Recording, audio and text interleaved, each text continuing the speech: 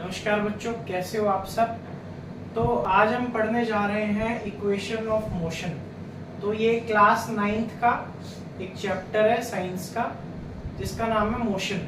तो उसके कुछ कंसेप्ट्स हम आज रिवाइज करेंगे और देखेंगे कि कैसे उन कंसेप्ट से जो भी उसके न्यूमेरिकल्स होते हैं वो कैसे सॉल्व कर सकते हैं। और हालांकि जो इक्वेशन ऑफ मोशंस अभी सिलेबस में है, जो नया सिलेबस आया 2024 में, बट जो पुरानी बुक थी उसमें उनका डेरिवेशन भी था, जो अभी डेरिवेशन हटा दिया गया। बट मैं इन वीडियो में वो डेरिवेशन भी कवर करूंगा ताकि आपके लिए एक अंडरस्टैंडिंग बनी रहे कि वो इक्वेशन ऑफ मोशंस, जो इक्वेशंस है बेसिकली 3 इक्वेशंस है, वो आती कैसे हैं। ठीक है, तो आइए स्टार्ट करते हैं मोशन से। तो सबसे पहले जानते हैं कि मोशन होता क्या है। तो मोशन होता है anything that is in movement. तो मोशन वर्ड का मतलब ही क्या है?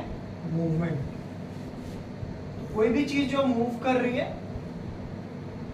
उसको हम क्या कहेंगे? वो मोशन में है।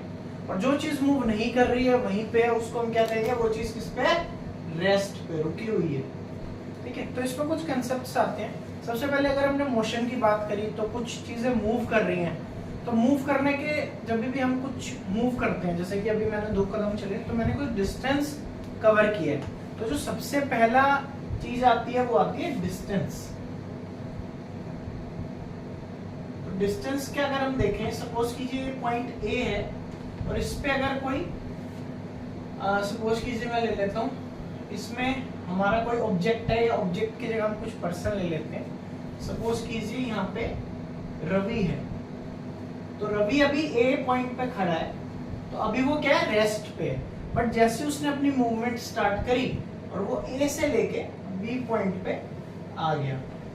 ठीक है, ए से वो बी पॉइंट पे आ गया और ये जो उसने डिस्टेंस कवर किया, मतलब ये जो इन पाथ्स के बीच में जो मेरा डिस्टेंस है वो रवि ने कवर किया। सपोज कीजिए वो है 1 किलोमीटर। तो हम कहेंगे कि रवि ने 1 किलोमीटर कवर किया है। इसमें हम डायरेक्शन इन्वॉल्व नहीं करते हैं, हम एक सिंपल चीज बताते हैं कि रवि ने 1 किलोमीटर ट्रेवल किया। नॉर्थ में किया, साउथ में किया, जिगजैग मैनर में किया, वो हम कवर नहीं कर रहे हैं। अब अगर मैं डिस्टेंस के साथ में क्या चीज नहीं है?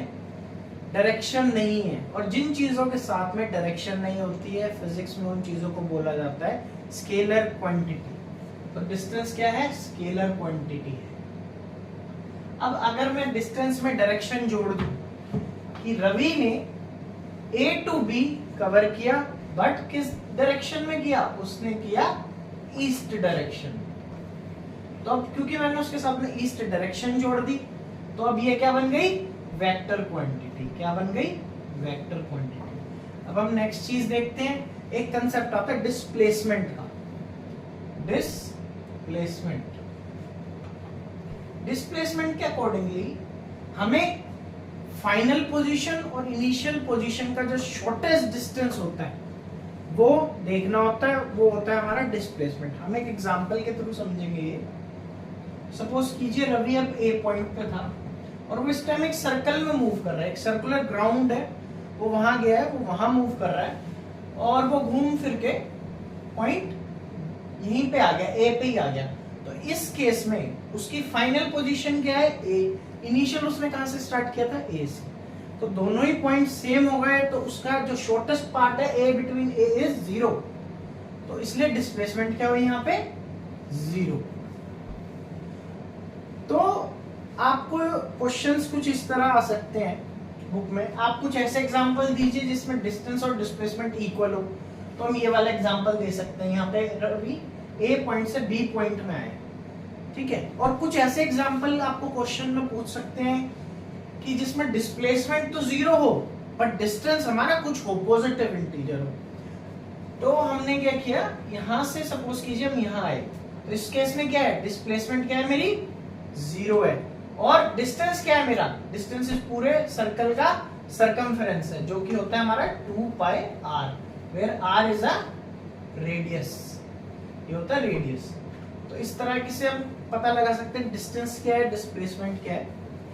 अब एक क्वेश्चन जो बुक में दिया हुआ है वो कुछ इस तरह का है कि रेक्टेंगुलर फील्ड है और सपोज कीजिए एक फार्मर है, वो ए पॉइंट से स्टार्ट कर रहा है ट्रैक्टर चलाना, और वो यहाँ से देखिए आप यहाँ से जा रहा है, सपोज कीजिए 2 किलोमीटर की फील्ड है, ये भी 2 किलोमीटर की है, then this is also 2 kilometre, this is also 2 kilometre. 2 kilometre side का एक स्क्वायर है फार्मर के पास, और वो अपना ट्रैक्टर यहाँ से स्टार्ट कर रहा है, और वो 1 मिनट में इसको पूरा कवर कर लेता है, 1 मिनट में इसको पूरा कवर कर लेता है। तो 1 मिनट में वो कितना ट्रेवल कर रहा है, वो कर रहा है, इसको थोड़ा बढ़ा लेते हैं क्योंकि हाइपोथेटिकली 1 मिनट में कोई 8 किलोमीटर ट्रेवल नहीं कर सकता ट्रैक्टर से, तो इसको मैं थोड़ा कम ले लेता हूँ, तो इसको हम ले लेते हैं 1 आवर। सपोज कीजिए वो 1 आवर में 2 किलोमीटर टोटल 8 किलोमीटर ट्रेवल कर रहा है। तो वो डिस्टेंस कितना कवर कर रहा है, वो डिस्टेंस कवर कर रहा है 8 किलोमीटर, बट उसकी डिस्प्लेसमेंट क्या है, वो घूम फिर के वापस यहीं पे आ गया, तो डिस्प्लेसमेंट इज 0। तो अब कुछ क्वेश्चन ऐसे आएगा कि वो 1 मिनट में इतना कर रहा है, 1 आवर में वो 8 किलोमीटर कर लेता है, तो आपको बताना है कि 1 आवर एंड 30 मिनट्स में उसका डिस्टेंस कितना होगा और उसकी डिस्प्लेसमेंट क्या होगी। तो यहाँ पे डिस्टेंस और डिस्प्लेसमेंट पूछी होगी आपसे, एस से मैं डिस्टेंस कर रहा हूँ, डी से मैं डिस्प्लेसमेंट डिनोट कर रहा हूँ। तो आप देखिए यहाँ पे 1 घंटे में वो घूम के यहाँ आ रहा है, और नेक्स्ट 30 मिनट्स में वो यहाँ पहुंचेगा। तो इस केस में जो डिस्टेंस होगा वो होगा 8 किलोमीटर, देन 2 + 2 4, टोटल 12 किलोमीटर हो जाएगा उसका डिस्टेंस। बट अगर हम डिस्प्लेसमेंट की बात करें तो वो यहाँ है, ठीक है। अब कुछ जने कहेंगे कि अब वो यहाँ है तो इसका डिस्टेंस मतलब अब वो घूम फिर के यहाँ आ गया तो बस हम इसका डिस्टेंस निकाल लेंगे, बट डिस्प्लेसमेंट की डेफिनेशन कहती है कि हमें क्या निकालना है, शॉर्टेस्ट डिस्टेंस निकालना है। शॉर्टेस्ट डिस्टेंस ये नहीं होगा, शॉर्टेस्ट डिस्टेंस होगा ये डायगोनल, और इसमें लगेगा हमारा पाइथागोरस थ्योरम। पाइथागोरस थ्योरम क्या कहता है कि अगर ये स्क्वायर फील्ड है, मतलब ये साइड्स क्या है 90 डिग्री की, तो मेरे पास एक ट्रायंगल आ गया, ट्रायंगल के हिसाब से होती है हाइपोटेन्यूज, ये होती है परपेंडिकुलर, और ये होती है बेस। अब इसका बेस और पाइथागोरस थ्योरम से, पाइथागोरस थ्योरम क्या कहता है, h² = p² + b², ठीक है। ये मेरा b है, ये मेरा p है। अब आप यहाँ पे देख सकते हैं h² मेरे को निकालना है, जो कि मेरा शॉर्टेस्ट डिस्टेंस है बिटवीन a to b। तो यहाँ पे मैं करूंगा 2² + 2² = 4 + 4 8, और ये आ गया h²। तो h क्या आ गया, h आ गया मेरा √8। √8 को मैं कैसे लिख सकता हूँ, √8 को मैं लिख सकता हूँ 4 × 2, और 4 को अगर मैं बाहर ले जाऊं तो 2 पूरा बाहर आ जाएगा और √2 अंदर रह जाएगा, तो 2 √2 किलोमीटर उसका आंसर आ गया। तो होपफुली आपको डिस्टेंस, डिस्प्लेसमेंट और उसके रिलेटेड जो क्वेश्चन आ सकता है वो आपको अच्छे से क्लियर हो गया। तो अब हम नेक्स्ट स्टार्ट करते हैं स्पीड के बारे में, ठीक है। मैं इसको रब कर देता हूं। अब हम स्टार्ट करेंगे स्पीड के बारे में। आइए अब हम देखते हैं स्पीड के बारे में। तो जैसा कि हम सबने देखा होगा, जब भी हम मोटरसाइकिल या किसी में भी जा रहे होते हैं तो वहां पे एक स्पीडोमीटर लगा होता है जो स्पीड मेजर करते हैं। ज्यादातर कार्स में और आपके 2 व्हीलर्स में, हर जो भी व्हीकल है उसमें आपको स्पीडोमीटर मिलेगा, जिसमें वो स्पीड दिखाता है km/h। इसका मतलब होता है कि उसने 1 किलोमीटर वो स्पीड से चल रहा है कि वो उतने किलोमीटर 1 आवर में कर लेगा। सपोज कीजिए अगर आपकी जो नीडल है स्पीडोमीटर की वो है 80 km/h दिखा रहा है, उसका मतलब है कि हम इतनी स्पीड से गाड़ी चला रहे हैं, गाड़ी चल रही है कि हम 1 घंटे तक अगर उसी स्पीड में चलाएं तो वो हम 80 किलोमीटर कवर कर लेंगे। और अगर हम 100 की स्पीड से चला रहे हैं तो 100 किलोमीटर कवर कर लेंगे, और 60 से चला रहे हैं तो 60 कर लेंगे 1 आवर में। तो ये पर आवर। तो इस हिसाब से ये चीज क्या होती है, डिस्टेंस, और ये चीज होती है हमारा टाइम। तो स्पीड का हमारा फॉर्मूला बन गया डिस्टेंस अपॉन टाइम, और इसकी यूनिट क्या होगी, डिस्टेंस हम जनरली मीटर में कन्वर्ट करते हैं और सेकंड इसमें, तो यानी कि होगी मीटर/सेकंड। और जब भी चीज नीचे होती है अगर मेरे को उसको ऊपर लेके जाना है तो मैं उसकी पावर क्या कर देता हूँ, -1, तो s-1। तो ये तीनों ही सेम चीज लिखी हुई है, ये होती है इसकी यूनिट। नेक्स्ट जो चीज आती है वो होती है वेलोसिटी। सेम वे में जैसे हमने डिस्टेंस के वेक्टर क्वांटिटी पढ़ी थी जिसका नाम था डिस्प्लेसमेंट। ऐसे कि अगर मैं स्पीड में डायरेक्शन लगा दूं, ये मैंने क्या लगा दी, डायरेक्शन, तो अब ये क्या बन गई, वेक्टर क्वांटिटी। ये क्या बन गई, वेक्टर क्वांटिटी। और ये मेरी क्या थी, स्केलर क्वांटिटी। अब वेलोसिटी में डिस्टेंस की जगह क्या आएगा, डिस्प्लेसमेंट, और ये क्या आएगा, अपॉन टाइम। और दोनों की सेम रहेगी, मीटर पर सेकंड, यूनिट दोनों इस केस में सेम रहती है। आइए इसका एक क्वेश्चन कर लेते हैं हम, सेम क्वेश्चन वही वाला ट्राई कर लेते हैं। आइए देखते हैं यहाँ पे क्वेश्चन करते हैं। सबसे पहले हम क्वेश्चन करते हैं स्पीड का, सेम वही एग्जांपल लेंगे रवि वाला फील्ड का, और उसमें हमने एक चीज निकाली थी कि वो 1 आवर में, सॉरी 1.5 आवर में, 1 आवर 30 मिनट्स में उसका डिस्टेंस कितना आ रहा था, हमारा डिस्टेंस आ रहा था हमारा 12 किलोमीटर, और हमारी डिस्प्लेसमेंट क्या आ रही थी, डिस्प्लेसमेंट हमारी आ रही थी, ये डिस्टेंस है और ये मेरा डिस्प्लेसमेंट है। तो डिस्प्लेसमेंट जो मेरी आ रही थी वो आ रही थी 2√2 किलोमीटर, ठीक है। तो अब हम इसमें निकालेंगे इसकी स्पीड क्या है। तो स्पीड के लिए सबसे पहले क्या करेंगे, हम स्पीड देखेंगे। स्पीड है हमारी distance, that is 12 upon R. तो ये कितना हो गया, 1.5, ये हो गया 1.5। तो यहां से 0 हटा देना है, ऊपर 10 चला जाएगा। ये गया हमारा 3 की टेबल में 4 पे, ये गया 5 पे, ये गया 1 पे, ये गया 2 पे। ये कितनी आ गई हमारी, 8 किलोमीटर पर आवर की हमारी स्पीड आ गई। अब हम निकालेंगे इसमें वेलोसिटी। वेलोसिटी क्या क्या फॉर्मूला होता है, डिस्प्लेसमेंट अपॉन टाइम।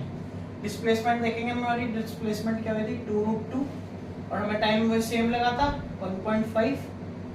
इसको हटाएंगे, 10 में ले जाएंगे। ये गया 3 पे, ये गया 2 पे, 2 2 4, 4/3√2 किलोमीटर पर आवर हमारी क्या आ गई, वेलोसिटी आ गई। तो होपफुली ये क्वेश्चन हमारी क्लियर है। अब हम बात करेंगे, क्वेश्चन है हमारा एवरेज स्पीड का। आइए वो एवरेज स्पीड का क्वेश्चन देखते हैं।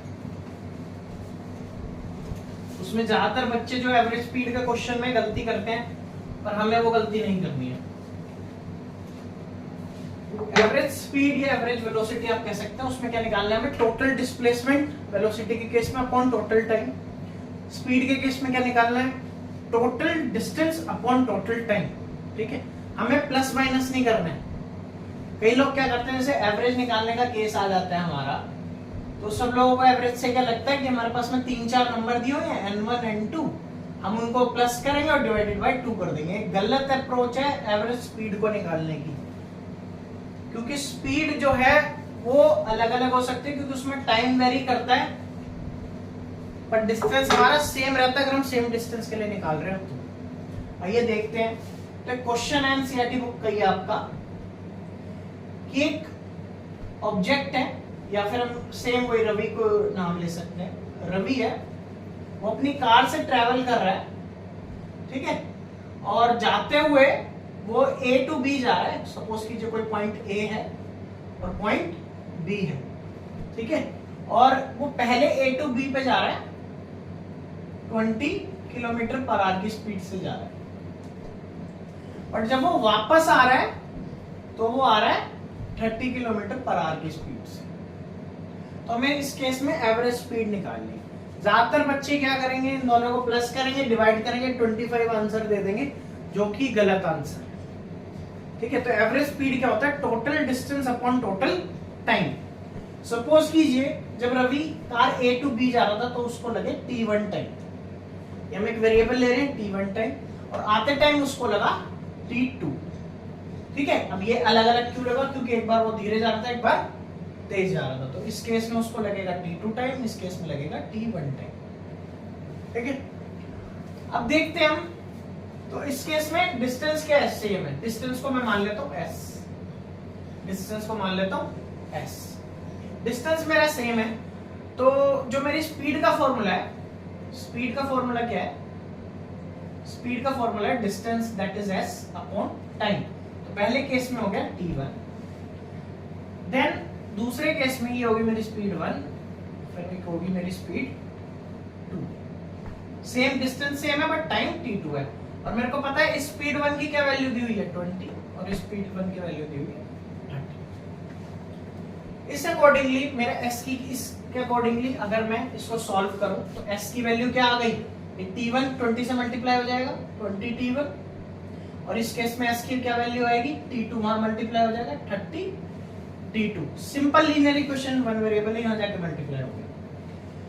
अब क्योंकि ये दोनों आपस में इक्वल हैं तो मैं ये कह सकता हूं that 20 t1 equals to 30 t2, क्योंकि ये भी s की इक्वल है, ये भी s की इक्वल है और s आपस में इक्वल है, तो ये दोनों आपस में इक्वल है।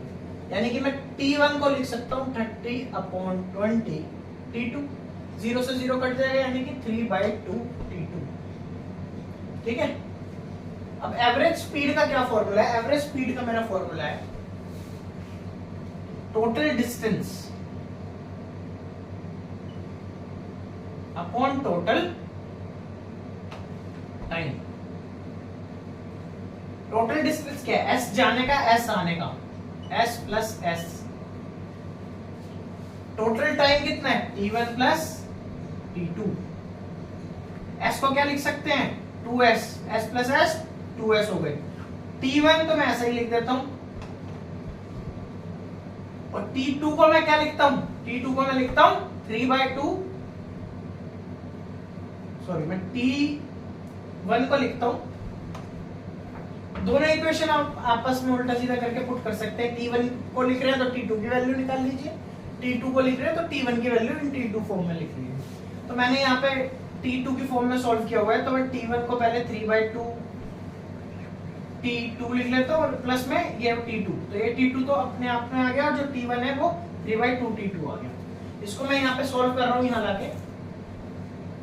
अब मैं s को भी क्या लिख सकता हूँ? s को भी मैं किस फॉर्म में लिखने की कोशिश करूंगा? t2 की भी। s किसकी इक्वल है? 30 t2। तो ये आ गया 2 इंटू में 30 t2 upon 3/2 t2 plus t2। 3/2 होता है 1.5 और एक ये हो गया 2.5, तो मतलब हो गया 5/2। सो यहाँ पे आ गया, ये आ गया 60 t2 अपॉन ये भी t2 आ गया 5/2 है, ये 2 ऊपर जाके मल्टीप्लाई में हो जाएगा। ठीक है, 5 गया 1 पे, गया 12 पे, 12 इंटू 2, t2 से t2 कट गया, 12 इंटू 2 इज 24। तो एवरेज स्पीड क्या है? 24 किलोमीटर पर आवर, ना कि 25। ये बहुत इंपॉर्टेंट क्वेश्चन है, एनसीईआरटी बुक का है, इसको आप दोबारा गो थ्रू कर लीजिए और एक बार अपने लिए आप ट्राई कर लीजिएगा। यहाँ पे t1 से t2 की वैल्यू निकालिए, आप एक काम कीजिएगा, जब यहाँ पे सब्स्टिट्यूट करें तो t2 को रखिएगा और उसकी वैल्यू t1 में निकालिएगा, फिर भी आंसर हमारा 24 ही आएगा। अब हम नेक्स्ट कंसेप्ट पढ़ेंगे, इसको रब कर देते हैं। अपने कंसेप्ट पढ़ लिए, डिस्टेंस पढ़ लिया है, डिस्प्लेसमेंट पढ़ लिया है, और कुछ क्वेश्चन छोटे मोटे एमसीक्यू में आ जाते हैं कि जो कार में इंस्ट्रूमेंट लगा होता है उसको क्या बोलते हैं। तो जो स्पीड को मेजर करने के लिए होता है वो होता है स्पीडोमीटर, और जो डिस्टेंस को मेजर करने के लिए होता है ओडोमीटर। ठीक है, तो ये दोनों एमसीक्यूज में आ सकते हैं, इसलिए मैं बता रहा हूँ। अब हमने इसमें यूनिफॉर्म नहीं पढ़ा है, अभी हमने पढ़ा है distance, displacement, average speed and velocity. अब हम बात करेंगे यूनिफॉर्म स्पीड की, और या फिर यूनिफॉर्म वेलोसिटी बोल सकते हैं आप इसको, और फिर हम एक्सेलरेशन पे जाएंगे। आइए देखते हैं यूनिफॉर्म स्पीड। ठीक है, तो इसको हम ग्राफ की हेल्प से समझेंगे, इसमें हमारा ग्राफ भी कवर हो जाएगा और ये वाला कंसेप्ट भी कवर हो जाएगा। तो स्पीड का फॉर्मूला है डिस्टेंस अपॉन टाइम। तो ये ग्राफ बनेगा हमारा dt ग्राफ, यानी कि डिस्प्लेसमेंट और टाइम ग्राफ। डिस्टेंस हम यहाँ रखेंगे, टाइम हम यहाँ रखेंगे। ये वाली चीज हमारी x एक्सिस होती है, y एक्सिस होती है, और इन दोनों का डिवाइड करके जो आंसर आ रहा होता है उससे हमारी ये लाइन बनती है।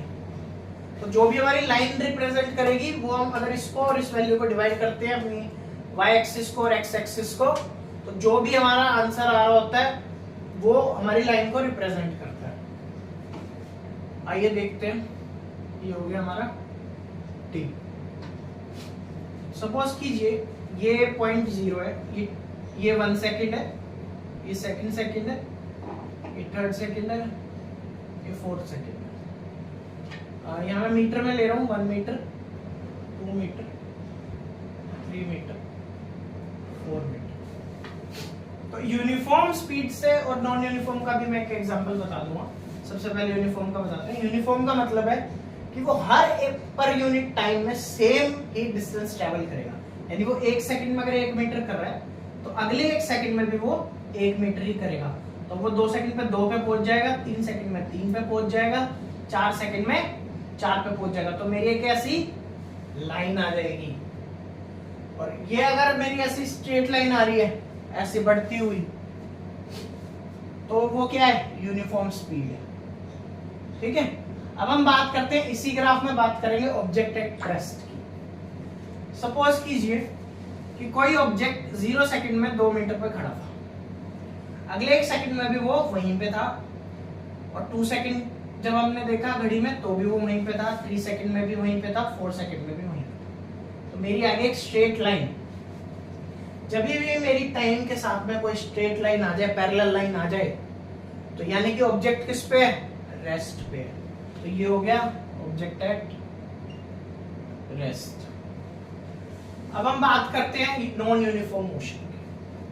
सो नॉन यूनिफॉर्म में क्या होगा कि वो हर पर यूनिट टाइम में, हर 1 सेकंड में अगर हम ले, या हर 1 मिनट में ले, या 1 आवर में ले, तो वो यूनिफॉर्म डिस्टेंस ट्रेवल नहीं करेगा। हो सकता है वो पहले 1 मिनट में 20 मीटर कर ले, अगले मिनट में वो 30 मीटर करे, तो वो यूनिफॉर्म नहीं है। वो हर मिनट में 20-20 नहीं कर रहा, कभी 20 कर रहा है, कभी 30 कर रहा है, कभी 10 कर रहा है। तो जनरली जो मोशन होते हैं, जैसे हम कोई गाड़ी चलाते हैं कुछ भी, तो वो नॉन यूनिफॉर्म रहते हैं, क्योंकि बहुत सारा ट्रैफिक जैम होता है, सब कुछ होता है, कभी गाड़ी स्पीड पे चलती है, हाईवे पे आती है, तो वो चीजें क्या होती है, ज्यादातर जो मोशन होते हैं वो होते हैं नॉन यूनिफॉर्म मोशन। तो उनको मेजर करना बहुत ही मुश्किल होता है, क्योंकि हमें उनकी यही नहीं पता कि कब गाड़ी तेज चल रही है, कब धीरे चल रही है। तो इसलिए अंदाजे से हम लेते हैं उसका। अब हम बात करते हैं नॉन यूनिफॉर्म की। सपोज कीजिए 1 सेकंड पे वो 2 मीटर उसने कवर कर लिया, बट अगले 1 सेकंड में उसने अब 1 ही ट्रैवल किया, वो 3 पे ही पहुंचा। देन उसने ब्रेक लगा दी, वो जाम में फंसा रहा, फिर वो कुछ भी उसने ट्रैवल नहीं किया, वो 3 मीटर पे ही रहा। अगले 1 सेकंड में उसने फिर 1 किलोमीटर किया।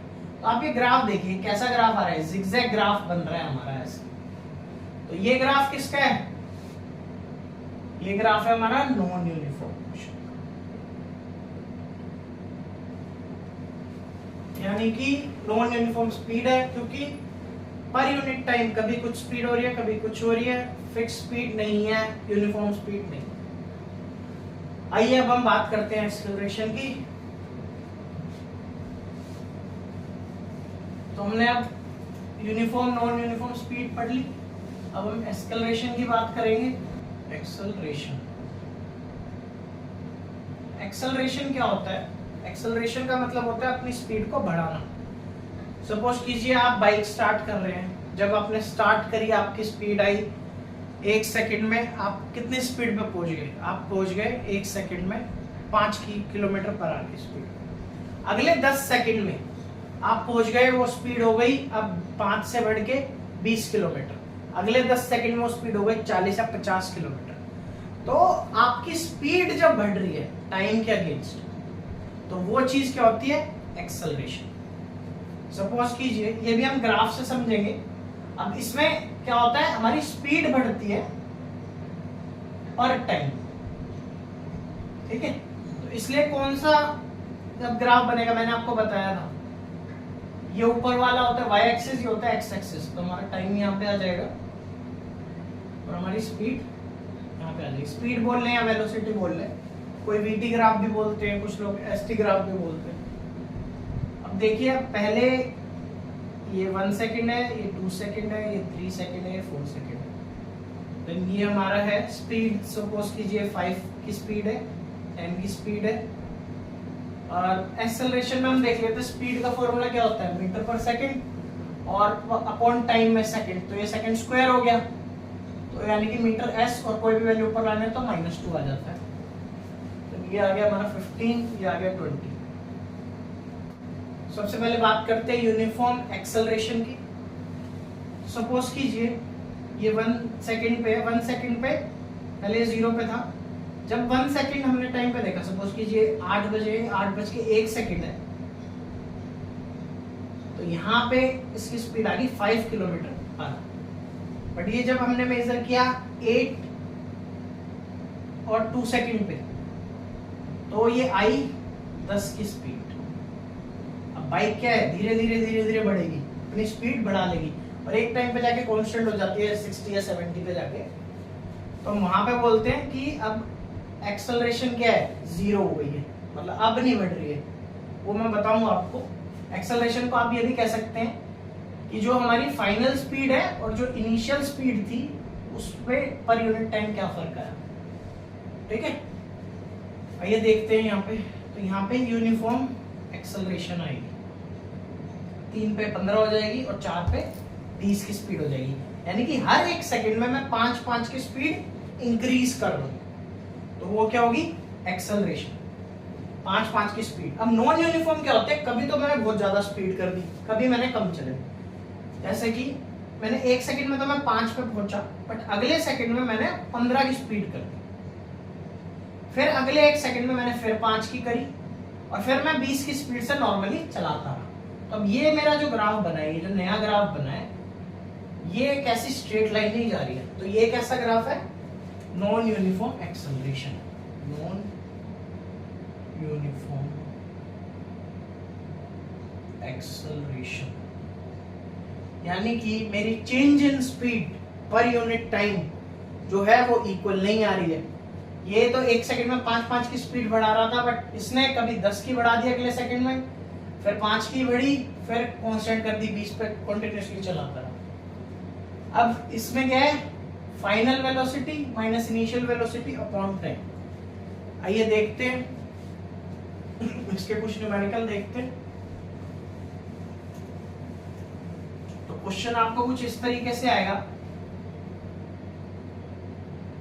क्वेश्चन आपको आएगा, एक तो आएगा रेस्ट पे, तो जब भी कोई चीज रेस्ट पे होती है तो उसकी वेलोसिटी क्या होती है, 0, क्योंकि वो चल ही नहीं रही है, तो उसकी वेलोसिटी क्या है, 0 है, उसकी स्पीड या वेलोसिटी क्या है, 0। और क्वेश्चन ऐसे आता है, एक ट्रक है, वो जा रहा है 40 किलोमीटर पर आवर की स्पीड से, उसने ब्रेक अप्लाई करे और उसको 5 सेकंड लगे रेस्ट पे आने पे। रेस्ट मतलब उसकी वेलोसिटी अब कितनी हो गई, 0। तो मेरे पास में यहाँ पे v की वैल्यू, u की वैल्यू दी हुई है, इनिशियल स्पीड जो पहले दी होती है वो होती है u, इनिशियल थी उसकी 40 और फाइनल उसकी कितनी आ गई, 0, तो 0 माइनस 40 और टाइम कितना लगा है, 5 सेकंड। अब ये 40 किलोमीटर में ईजिंग के लिए क्या करता हूँ, इसको मीटर पर सेकंड ले लेता हूँ। 40 मीटर पर सेकंड की स्पीड है, हालांकि बहुत ज्यादा स्पीड हो गई है, इसको 4 मीटर पर सेकंड की स्पीड में ले लेते हैं। 4 मीटर पर सेकंड की स्पीड से कोई चीज जा रही थी, ट्रक जा रहा था, उसने ब्रेक लगाया, वो 0 पे आ गया फाइनल ये, और उसको टाइम लगा ये, तो इसमें एक्सेलरेशन कितनी हो गई, अगर आप इसको आप 5 ले लीजिए, इजी उसके लिए बता देता हूँ। ठीक है, कट जाएगा, आंसर आएगा -1 मीटर पर सेकंड स्क्वायर। ठीक है, माइनस मतलब इसमें एक्सेलरेशन क्या हुई है, नेगेटिव। जब स्पीड हम घटाते हैं ब्रेक वगैरह लगा के, तो एक्सेलरेशन आती है माइनस में। उस एक्सेलरेशन, नेगेटिव एक्सेलरेशन को क्या बोलते हैं, रिटार्डेशन। क्या बोलते हैं, रिटार्डेशन। ठीक है, सो होपफुली ये कंसेप्ट आपको क्लियर है। ऐसे ही कुछ क्वेश्चंस मिलेंगे आपको एक्सेलरेशन के। आइए अब हम नेक्स्ट कंसेप्ट देखते हैं, इक्वेशंस ऑफ मोशन। इस क्लास में मैं सारे कंसेप्ट ही क्लियर करूंगा, क्योंकि नेक्स्ट जो क्लास होगी उसमें हम क्वेश्चंस करेंगे और एक कंसेप्ट बच जाएगा सर्कुलर मोशन का, वो कर लेंगे। तो अभी के लिए अब मैं इस टॉपिक के लास्ट कंसेप्ट है आज की क्लास का, जो है हमारे ग्राफ्स। ठीक है, ग्राफ मैंने आपको उसका समझा दिए, सारे ग्राफ समझा दिए मैंने आपको, ठीक है। और जो ग्राफ आपको अभी मैंने बताए हैं वो डिस्टेंस और टाइम के बताए हैं, जो कि स्पीड में आता है। और मैंने ग्राफ बताया एक्सेलरेशन का, यूनिफॉर्म एक्सेलरेशन का, रेस्ट का, और जहाँ पे यूनिफॉर्म एक्सेलरेशन या फिर एक्सेलरेशन कांस्टेंट होती है वो बता दिया, उसमें स्ट्रेट लाइन आएगी। डिस्टेंस टाइम का बता दिया जिसमें स्पीड हमारी कवर हो जाती है, एक्सेलरेशन में यूनिफॉर्म नॉन यूनिफॉर्म हो गया, रेस्ट हो गया, ठीक है। अब हम बात करेंगे इक्वेशन ऑफ मोशंस की। तो मेरे पास 3 इक्वेशन ऑफ मोशन है, उन तीनों का डेरिवेशन देख लेंगे। सबसे पहले तो अभी हमने करी थी, जो कहता है कि ए क्या होता है हमारा v minus U by T. तो आपको ऐसी दी होगी equation v minus U equals to at। तो ये हमारी फर्स्ट लॉ ऑफ इक्वेशन है, ठीक है। एक्सेलरेशन है, v फाइनल वेलोसिटी है, u इनिशियल वेलोसिटी है, और t हमारा टाइम है। तो ये हमारी फर्स्ट इक्वेशन हो गई। अब हम निकालते हैं सेकंड इक्वेशन और थर्ड इक्वेशन। तो देखते हैं, ये हमारा ग्राफ है, और ये तीनों इक्वेशन जब भी एप्लीकेबल है जब हमारा यूनिफॉर्म एक्सेलरेशन हो रहा है। नॉन यूनिफॉर्म एक्सेलरेशन का न्यूमेरिकल नहीं आएगा, अगर आता है तो ये वाली इक्वेशन नहीं लगती है। अब अपने लिए समझ लीजिए, ये देखिए, ये u, सपोज कीजिए कुछ इनिशियल वेलोसिटी दी u, ये है 0, देन ये है हमारा टाइम, मैं इसको ले लूंगा t1, इसको मैं ले लूंगा t2, या मैं इसको टोटल को एक टाइम ले लेता हूँ, ये हमारा टाइम है t, और ये हमारी वेलोसिटी है v, फाइनल वेलोसिटी है, ये हमारा स्पीड है, यहाँ पे वेलोसिटी या फिर स्पीड दिया होगा, और इस तरफ हमारा टाइम दिया होगा, ठीक है। अब v है, u है। अब हम सोचिए कि कोई ट्रक या कुछ भी u की स्पीड से यहाँ पे जा रहा था, और क्योंकि ये यूनिफॉर्म एक्सेलरेशन है तो ग्राफ मेरा ऐसे बनेगा, स्ट्रेट लाइन जाएगी ऐसे टेंजेंट में, और ये पॉइंट आ गया v, ठीक है, ये पॉइंट आ गया v।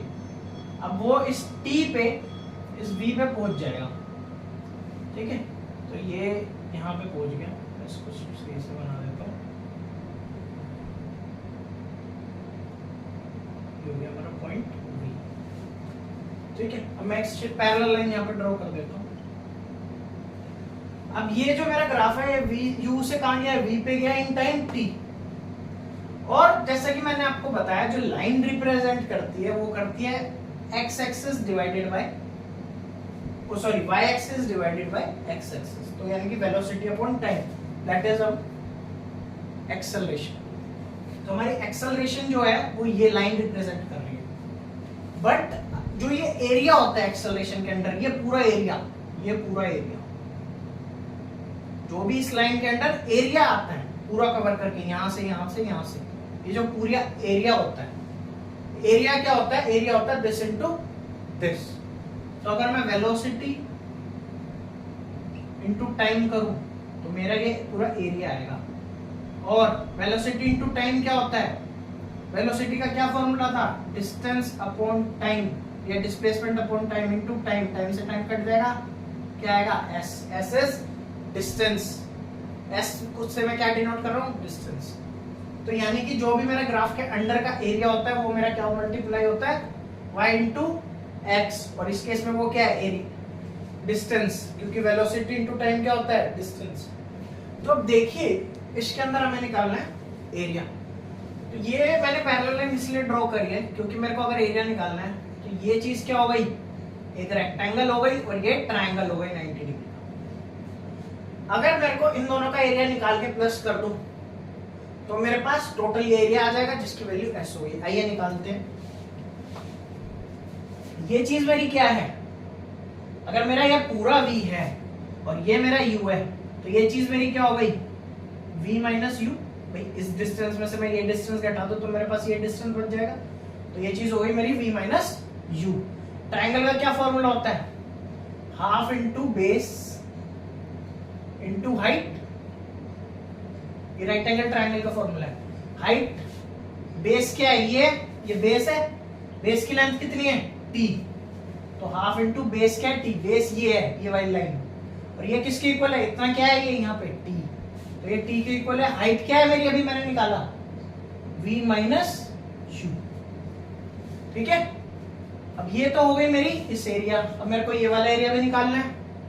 ये वाला एरिया क्या होता है, लेंथ इनटू ब्रेथ। रेक्टेंगल है, लेंथ इनटू ब्रेथ। लेंथ क्या है, ये पूरी, ये पूरा क्या है t। ब्रेथ क्या है, ये चीज क्या दी हुई है u। सो ये आ गया ut, u इंटू टी। अब मेरे पास s क्या है, यानी ये पूरा एरिया किसके इक्वल है, ट्राइंगल के और इसके इक्वल। तो मैं यहाँ पे वैल्यू रख दूंगा half t v minus you plus ut। अब v माइनस यू मेरा क्या है 80 पहली इक्वेशन के अकॉर्डिंगली, तो मैं हाफ t इंटू में 80 करूंगा प्लस ut करूंगा। तो मेरा फॉर्मूला क्या बन गया, हाफ 8t, दो बार t है, t square plus ut। Book में ये भी दिया होगा ut प्लस हाफ 80 स्क्वायर, क्योंकि प्लस है तो इधर इधर कर लो। तो अगर मेरे को डिस्टेंस निकालना हो तो क्या करेंगे, हाफ 80 स्क्वायर प्लस ut। ये आ गया मेरा पहला फॉर्मूला।